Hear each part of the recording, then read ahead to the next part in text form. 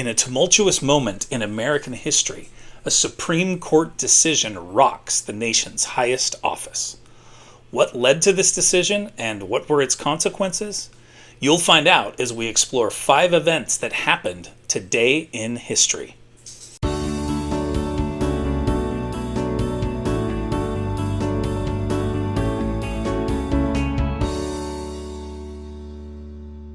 In 1974, the U.S. Supreme Court rules against U.S. President Richard Nixon in the United States versus Nixon case, stating that he must provide transcripts of White House tapes related to the Watergate investigation to Special Prosecutor Leon Jaworski.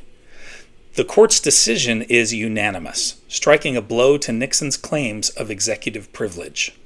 Nixon resigns as president just over 2 weeks later. In 1802, French author Alexandre Dumas is born Dumas David de la Pailletterie in the town of Villers-Cotterêts in northern France. He becomes one of the most widely read French authors in history, known for historical adventure novels including The Count of Monte Cristo and The Three Musketeers, which are originally published as serials. The Count of Monte Cristo is one of my all-time favorite novels. As a history guy, I love how it ties in with the events of the Napoleonic era. If you've never read The Count of Monte Cristo, you should, although I don't recommend reading the 1,000-plus page unabridged version the first time around. Start with a nice abridgment, maybe around 400 pages, then tackle the monster in the future. Also, can we get one of the major streamers to produce a really good miniseries based on this book? I've yet to see any movie or TV series that has done it justice. That includes the popular 2002 film starring Jim Caviezel, which I know many liked, but I hated as it butchered the book. It's my understanding that there is a newly released French movie based on the book that has gotten some good reviews. We'll see. It's nearly 3 hours in length, but I'm not sure that's enough time to adequately tell the story. In 1911, American historian and explorer Hiram Bingham rediscovers Machu Picchu, the Inca mountaintop citadel which had long been forgotten. It was abandoned in the 16th century after the Spanish conquest of Peru. It is later learned that Peruvian farm worker Agustin Lizárraga Ruiz reached the site 9 years earlier, but it's Bingham's expedition that brings international attention and archaeological excavation to the fortress. In 1915, in one of the worst maritime disasters in U.S. history, the passenger liner SS Eastland rolls onto its side while tied to the dock in the Chicago River, killing 844 people.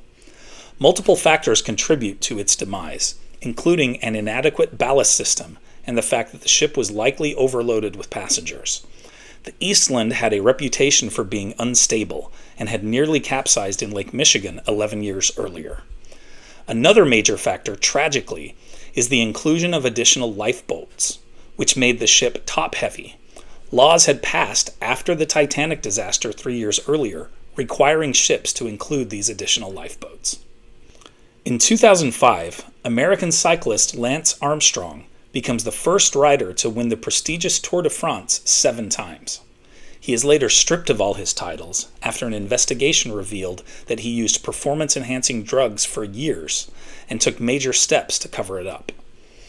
Another American, Floyd Landis, is stripped of his 2006 title for PED use.